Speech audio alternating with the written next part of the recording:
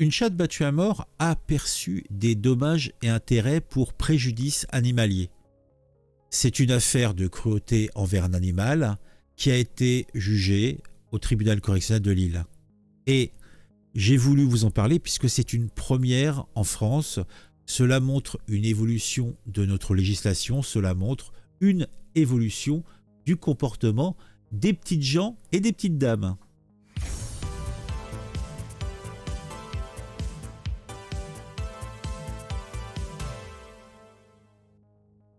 Bien sûr, cela est une décision tout à fait symbolique.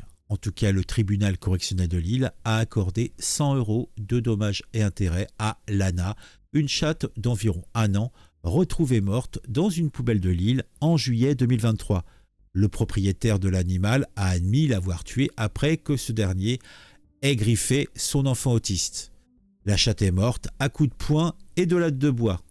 Autant dire que le papa était légèrement énervé. Alors j'espère pour l'enfant qu'il ne sera pas trop agaçant puisque le père semble avoir quand même une capacité à perdre ses nerfs. Mais c'est un autre problème.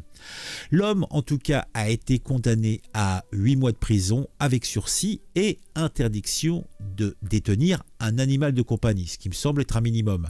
Le tribunal a également accordé 100 € de dommages et intérêts à la chatte.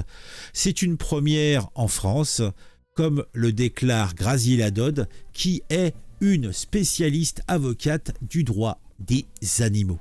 Et elle dit encore, c'est la première fois qu'un préjudice de l'animal a été reconnu et indemnisé symboliquement. De son côté, Jacques-Charles Fonbonne, président de la SPA, déclare en tant que président de la Société protectrice des animaux, ça me fait plaisir, ça signifie qu'on réfléchit au statut de l'animal. En tout cas, ce même Jean-Jacques Fonbonne, président de la SPA, se montre cependant sceptique puisqu'il ne comprend pas le fondement juridique que cela suppose. Il redoute que le Conseil constitutionnel tire un coup de fusil contre la décision du tribunal. Nous en saurons plus dans quelques temps. En tout cas, j'ai trouvé intéressant cette évolution de notre société, puisque c'est vrai que l'animal est passé du statut d'objet, de bien mobilier, à en fait individu. Alors, l'évolution, quelle sera-t-elle? Je n'en sais rien. En tout cas, n'hésitez pas à me dire en commentaire plutôt ce que vous pensez de tout ça.